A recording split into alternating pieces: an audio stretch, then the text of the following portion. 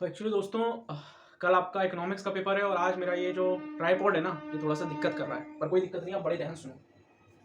जो mobile stand है ना वो दिक्कत कर रहा है, तो वो थोड़ा सा टेढ़ा दिखाई दे रहा होगा, पर मैं जो आपको समझना चाह रहा हूँ वो बड़े ही ध्यान से सुनना, ठीक है।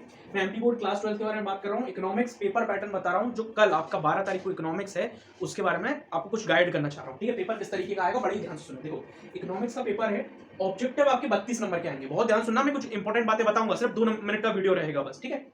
32 नंबर के आपके ऑब्जेक्टिव आएंगे, इसमें से एमसीक्यू 7 नंबर का आएगा, आपके 6 या 7 नंबर का, ठीक है। अब आप एक बात सुनना, यदि आपको कोई एमसीक्यूज ना आए, आपको समझ में नहीं आ रहा है, लॉजिक भी नहीं समझ में नहीं आ रहा, आपको किसी दोस्त से भी नहीं पूछ पा रहे हो आप, तो उस कंडीशन में आप एमसीक्यू में बी लगा कर आना। क्या लगा के आओगी? बी लगा के आना। ये मैं अपने अकॉर्डिंग आपको बता रहा हूं, इसको आप फॉलो कर सकते हैं। ये आपका 50-50% रहेगा, 50% शायद सही हो जाए, 50% आपका गलत भी हो सकता है, ठीक है। दूसरी बात, 7 नंबर के ट्रू फॉल्स आने के चांसेस हैं, याद रखना। यदि कुछ समझ में नहीं आ रहा हो तो ट्रू लगाकर आना। ये उन बच्चों के लिए बोल रहा हूं, देखो मैं, जिनको ना एक दिन पहले ही सब कुछ पढ़ना होता है, ये उन बच्चों के लिए है। जिसने पूरा पढ़ रखा है उसके लिए तो 32 नंबर एज इट इज रहेंगे, उसके लिए तो कोई दिक्कत ही नहीं रहेगी। पर कुछ बच्चे ऐसे होते हैं जो एक ही दिन में सब कुछ कवर करना चाहते हैं, तो ये उन बच्चों के लिए है, और आपको भी ये कहीं ना कहीं हेल्प करेगा जो बाकी बचे हुए बच्चे हैं, है ना। क्योंकि बहुत बार ऐसा होता है कि ट्रू फॉल्स हमको समझ में नहीं आ रहा होता है, तो उस कंडीशन में आप ट्रू करेंगे, और एमसीक्यूज में कोई एमसीक्यूज यदि नहीं आ रहा हो तो वहां पर बी टेक करेंगे, बी, याद रखना, है ना। बाकी मैच द फॉलोइंग में आप कुछ नहीं कर सकते, ठीक है। मैच द फॉलोइंग में कोई ऐसा ऑप्शन नहीं है, वन वर्ड में कोई ऐसा ऑप्शन नहीं है, फिलअप में भी कोई ऐसा ऑप्शन नहीं है, ठीक है। तो आपके 6 मैच द फॉलोइंग आएंगे, 6 वन वर्ड आएंगे और 6 नंबर के फिलअप आएंगे, क्लियर। आगे बढ़ते हैं, तो ये 32 नंबर के आपके ऑब्जेक्टिव टाइप क्वेश्चंस आएंगे कल। याद रखना, कुछ भी छोड़कर नहीं आना है, रिपीट कर रहा हूं, मैं बार बार बोल रहा हूं ये वाली बात।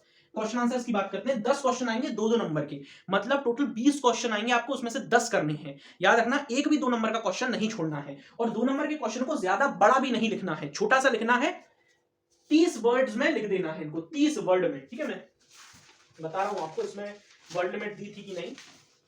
पिछले पेपर की बात करूं, देखो पिछले पेपर में वर्ड लिमिट तो नहीं दी गई है, पर आपको ध्यान रखना है कि आप 30 वर्ड में ही उसको लिखो, है ना, 30 वर्ड में हमको लिखना है।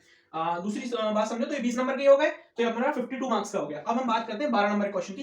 3 नंबर के क्वेश्चन आएंगे 4, तो टोटल 8 क्वेश्चन आएंगे, ठीक है ना। उसमें से आपको 4 क्वेश्चन करने होंगे। अब इसमें भी सुनो, इसमें आपको 2 नंबर से थोड़ा ज्यादा लिखना है, ठीक है ना। 2 नंबर से ज्यादा हम मान लेते हैं 60 वर्ड्स, इससे ज्यादा मत लिखना है इसमें, याद रखना। ये वर्ड लिमिट का बहुत खास तौर पर ध्यान रखना, है ना। 30 वर्ड मतलब 3 लाइन, 60 वर्ड मतलब 6 लाइन, 6 से 7 लाइन हो सकती है। समझ रहे हो ना मेरी बात को? क्योंकि अगर तुम ये सोचो ना कि 2 नंबर में ही तुम बहुत सारा लिख दोगे, तो ऐसे में दिक्कत में पड़ जाएंगे अपन लोग, है ना। ज्यादा भी नहीं लिख सकते अपन को जितना पूछा है उतना ही लिखना है, क्लियर। आगे बढ़ते हैं, बात करते हैं 4 नंबर की क्वेश्चन की। 4 नंबर के क्वेश्चन, एक 4 नंबर क्वेश्चन आएगा, एक नहीं, मतलब 4 नंबर के 4 क्वेश्चन आएंगे, मतलब टोटल 8 क्वेश्चन आएंगे 4 नंबर के, उसमें से आपको 4 करने हैं।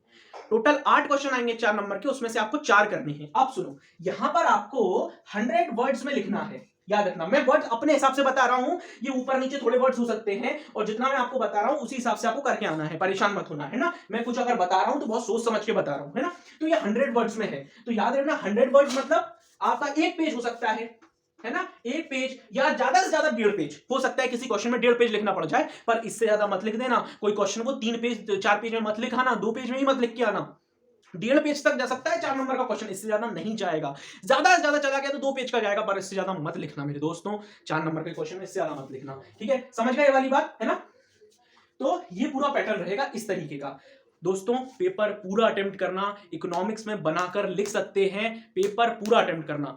जब तुम हार आओ ना, और मुझे जब अपना पेपर सेंड करो या किसी वीडियो के नीचे कमेंट करो कि पेपर ऐसा गया वैसा गया, तो याद रखना ये बात जरूर लिखना कि पेपर पूरा अटेम्प्ट किया। मुझे हर एक स्टूडेंट से ये सुनना है कि इकोनॉमिक्स का पेपर हमने पूरा अटेम्प्ट किया, ठीक है। बिजनेस में, अकाउंट्स में हमें बहुत सारी छुट्टियां हैं, हम मैनेज कर लेंगे, पर यहां पे छुट्टियां कम हैं, तो मैं आपको बता रहा हूं कि पेपर पूरा अटेम्प्ट करना है, पहली चीज, और दूसरा, इकोनॉमिक्स में बनाकर हम लिख सकते हैं, कोई ऐसी दिक्कत नहीं है, पर हमें अगर आइडिया है तो हम बनाकर लिख सकते हैं। Got it. अब मैं कुछ वीडियोस लाऊंगा, ठीक है, उन वीडियोस को देखना। जैसे कि अब मैं इस वीडियो को अपलोड होने के बाद आपको वीडियो दूंगा, फॉरेन डायरेक्ट इन्वेस्टमेंट क्या होता है, ठीक है, और सोशलिस्ट इकोनॉमी क्या होता है, कैपिटलिस्ट इकोनॉमी क्या होता है, वो 2-2 मिनट के वीडियोस रहेंगे, उनको आप भले ही 2x पे देख लेना, है ना। इस वीडियो को भी आप अगर 2x पे देख रहे हो तो बहुत अच्छी बात है ना। समझ में आ गया? चलो, all the very best. Paper को पूरा अटेम्प्ट करना, इकोनॉमिक्स का पेपर है, बनाकर लिख सकते हैं, याद रखना इस बात को। जो पॉइंट बताए हैं एमसीक्यूज में ट्रू फॉल्स में, उसको फॉलो करना, नंबर अच्छा ही आएगा, परेशान होने की जरूरत बिल्कुल भी नहीं है। और इकोनॉमिक्स एक स्कोरिंग सब्जेक्ट है, ये मन में याद रखना लास्ट तक।